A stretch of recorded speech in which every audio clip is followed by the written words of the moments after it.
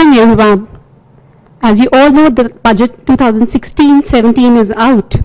Overall, at first instance, markets have kind of enthused by the fiscal prudence that the finance minister has shown, and domestic equities have kind of lauded the budget, with rupee also seen strengthening. To understand more on the budget and how it's going to impact the economy and different asset classes, equities, commodities and currency going forward, we're now joined by Mr. Jayant Manglik, President, Retail Distribution at Relia Securities Limited. In next few minutes, we are going to talk about some of the important aspects of the budget. Hi, sir. It's a pleasure to have you here on our webinar. At first, sir, we have a lot of thoughts in our mind, but yes, we would like to know how are you seeing the third budget presented by our Finance Minister, Mr. Arun Jaitley? How many marks will you give to the budget? And how do you broadly review the Union Budget 2016-17? What are the key positives and the negatives in the budget? Okay, good afternoon everybody, and Sugandha, that is a lot of questions for the first question. See, budget actually tells your money where to go instead of wondering where it went later, and that's the key job of the budget. And any budget for any country or even a house, it actually reflects the values, the aspirations, that where do you want to go. For example, if you allocate more money for education, then that's what you want. You know, if you want the poor people to come up, then you know socialism is one of the agendas in the budget. And it is also a blueprint for the future. So you want jobs to be created for everybody, you want health to be taken care of, you want education, as we said, to be one of the things. But the key is that for any budget, all this has to be done within a budget, which is that you've got so much rupees and you want to try and fit it in so much.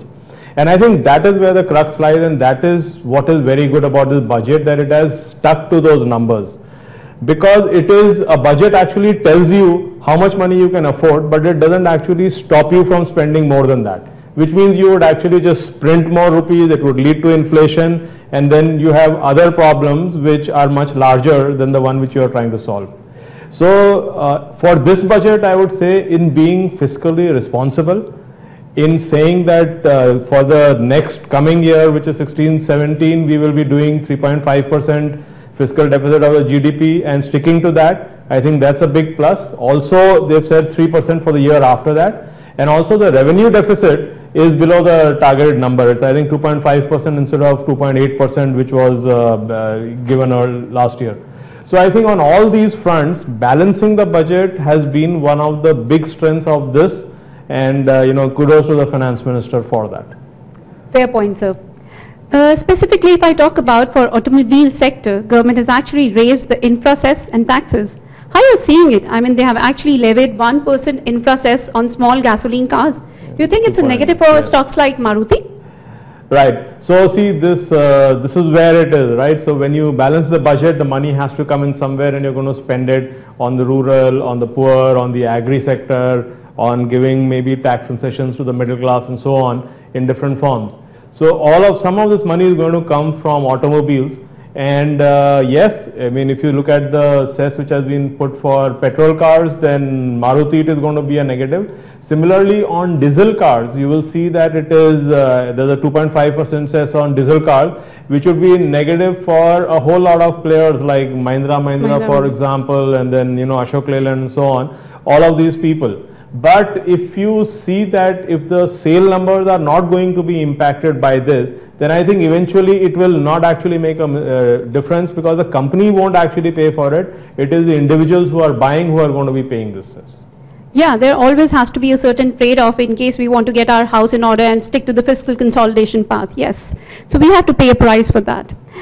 So how are you seeing the proposals towards infrastructure sector? So there is a lot of money, of course, which has been allocated for this, and I think the first one, of course, which comes to mind would probably be roads. And I think not only has roads been the strength of this government for the little over 1.5 years it has been in power, they've spent a lot of effort and funds on that. Also going ahead, there are some very aggressive plans on connecting the country. So I think one of the legacies which this government will leave behind is definitely going to be the road network, and for this, certain companies who are involved in these projects like IRB Infra, etc., J. Kumar, yeah, they will all stand to benefit from this. Yeah, they have decided to allocate rupees 55,000 crore for roads and highways, excluding rupees 15,000 crore for NHAI bonds. So I think that's going to be a positive for stocks like these. They've also issued guidelines for renegotiation of PPP contracts. It seems to be a positive for stocks like L&T and BHEL. What's your sense on the same?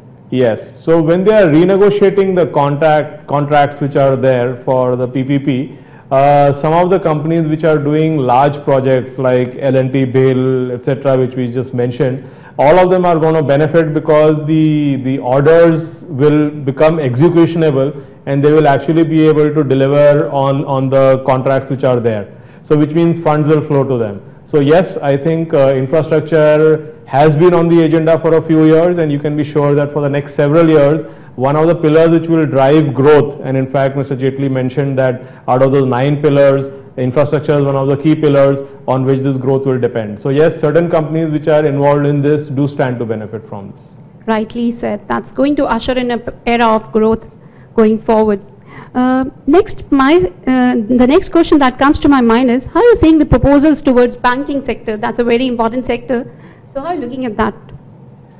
Okay, so see, in the banking sector, there has actually been a lot of talk about recapitalization.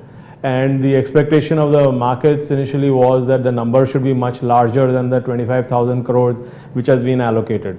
But I think that is not entirely accurate for a couple of reasons. One is that if you look at the intent is clearly there. So the government has said that yes, this 25,000 crores we are putting aside, and it has not said that that is the end of it. So if they need more money for recapitalization, which I think they will, so that money will, they will generate funds when they need to for that.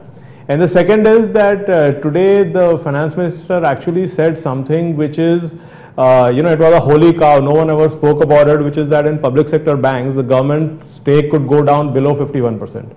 And today he actually spoke about that, and IDBI as an example. So if the government is actually ready for this, bringing their stake down below 51%, then you will, all our stressed assets problems suddenly would seem very small if this is executed, because there are any number of banks across the world which would be willing to put in money to recapitalize the banks and make them healthy again, because the benefits also eventually would flow to them. The market was earlier taking it as a negative, but then the way you have explained, I think it's going to be a positive for banking sector going forward. So last year the expectation by public at large was that of a big bang budget, but it wasn't. Do you think this time the finance minister has lived up to the beliefs of general public, or it seems like yet another cautious budget? Right. So I think one of the important things is that nowadays the budget is not the only big financial event in the year. It is just one of many. So you will find that through the year there are several large announcements which get made through the year. Now for this budget, for any budget in fact, now it is very difficult to be, to do something seriously big bang because there are limitations. So for example, in terms of the fiscal prudence, there are limitations and so on. So I think given that the fiscal deficit target is going to be met, and they've said that 3.5 is the target for the coming year, given the limitations which are there, given the domestic and global headwinds which are there, I think the budget has actually done a really good job, and you can see some of that in the reaction. So initially the reaction to the budget from the market was negative, that why is the amount for recapitalization of banks so small, why is the dividend distribution tax increased for certain people, etc. But as time passed and people quickly realized that there are a lot of budgets, and this budget is focused on the rural sector, on the agri sector, on the middle class, then I think a lot of these things suddenly fell into place, and the market actually recovered quite smartly and quite quickly from its lows. Yeah, we have seen a sharp recovery in today's session. That's a huge positive for the markets. So now coming specifically to our markets, we have spoken a lot about the economy. So sir, how do you see the commodity markets actually reacting to today's budget? There's not been much announcements on CTT, but then how do you perceive that? Right. So I think it was a mixed bag. I think the biggest item on the agenda was actually the commodities transaction tax, or CTT, which had to be removed, and it was not addressed at all. But one big positive which came was that the finance minister announced that new products in derivatives will be introduced through SEBI. Now, I think, the requirement was of new products as well as new participants, but at least we are off now to a smart start with new products, and I am expecting, therefore, that options as well as indices will now get traded on commodities, which means immediately as they are introduced, there will be more volumes in this market, and it will also be great for the participants because they will be able to hedge their positions more smartly compared to doing it only with futures, which they are doing today. Perfect. I think there would be many options for the commodity market participants, which they have been looking for in last so many years. So it will be a big boost for the commodity markets growth. Also, there has been no cut in gold and silver imports. Do you think it's a big boost for bullion prices, or how do you see that?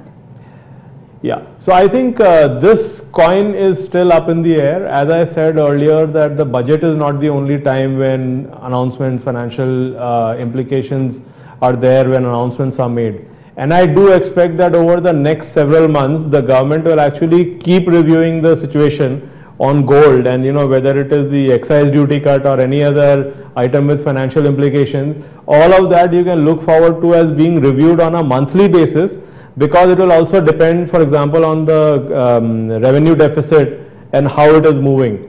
So, but overall I would say yes, I mean, if the import duty had been reduced, it would probably have been good because some of these artificial taxes, these man-made taxes, lead to other problems. For example, from the informal channel, or smuggling as we call it, can increase if the import duty is above a certain number. Rightly said. But yes, the government has to walk the tough road. They have to keep a cap on the current account deficit also. So maybe that's the reason they have not cut the import duty on gold and silver. But yes, the budget, what budget has actually done is they have given a strong emphasis on agricultural sector. It has been a pro-poor budget, giving importance to the well-being of farmers, agricultural production and farm productivity, along with rural infrastructure. So what do you think will be the impact of rise in rural infrastructure spending on the agri sector?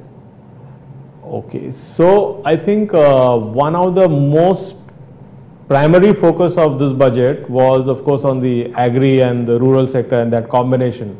Therefore, so I think there are three places where it would have maximum impact. One is water. So there is a lot of money which has been allocated for irrigation.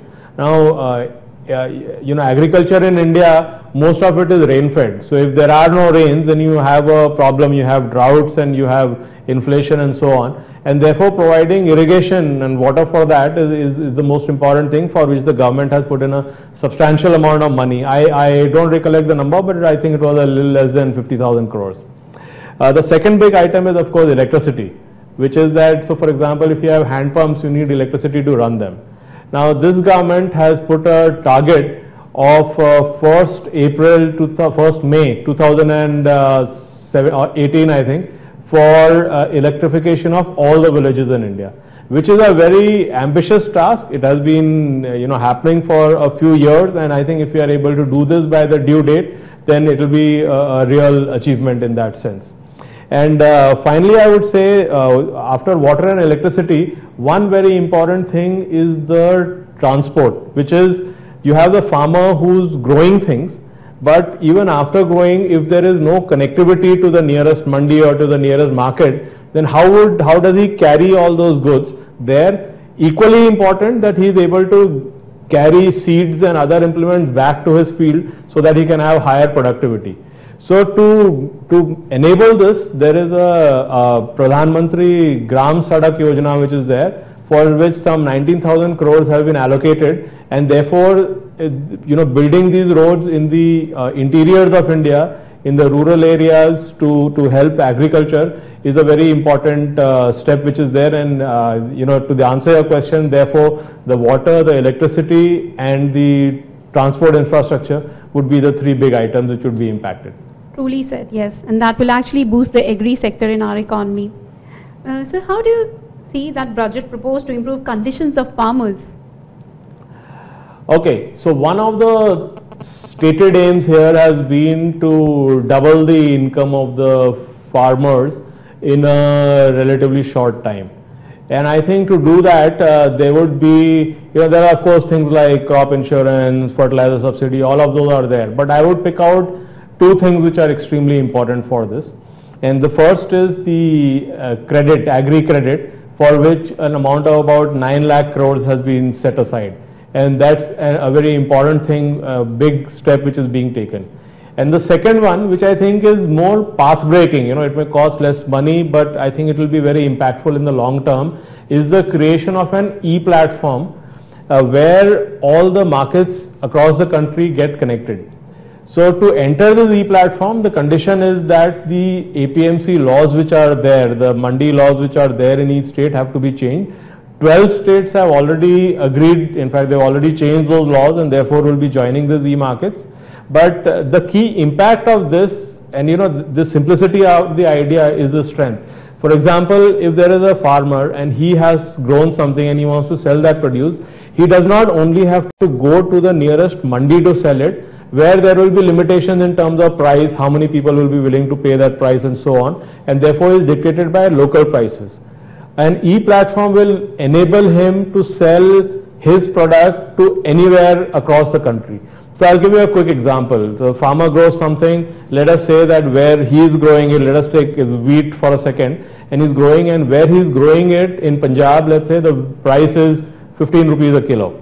Now for some reason there is a shortage in Chennai for example, and wheat is selling there for 30 rupees a kilo.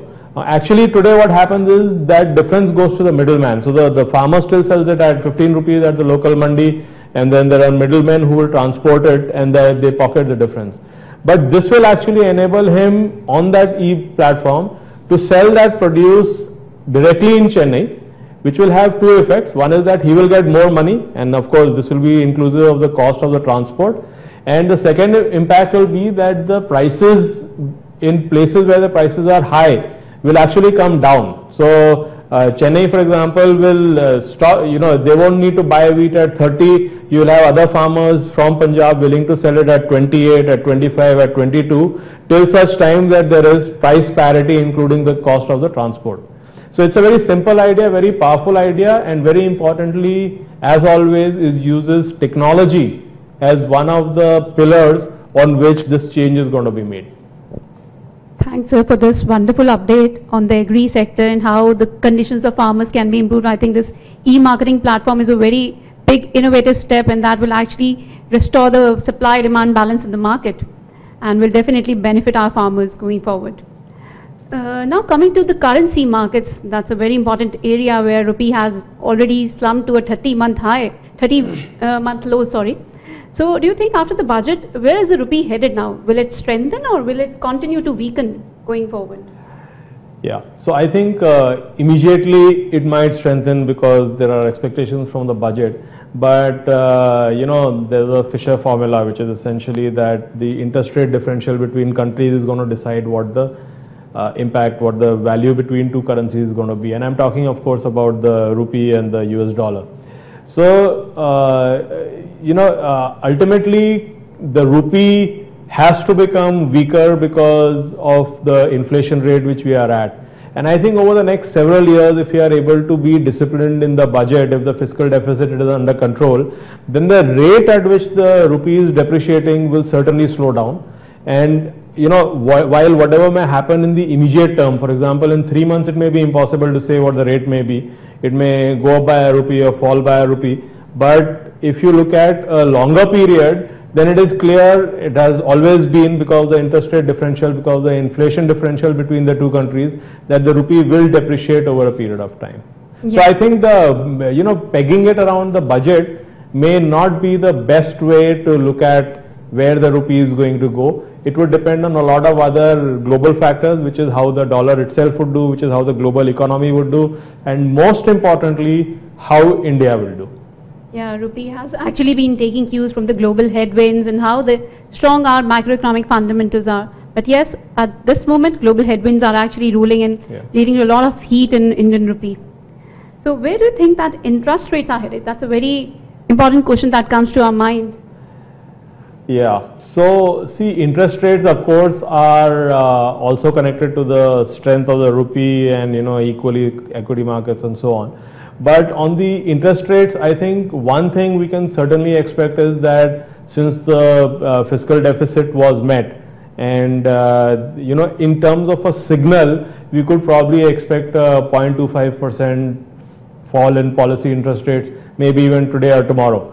But I think the key is that it is just a signal for two reasons. One is that 0.25% does not actually mean that much. It will not significantly change the amount of money which is coming into the system. But as a signal, it is very key. And I think the second point, which may be more important, that the interest rate, the policy rate, is reviewed very often during the year, and therefore you can look forward to more reviews.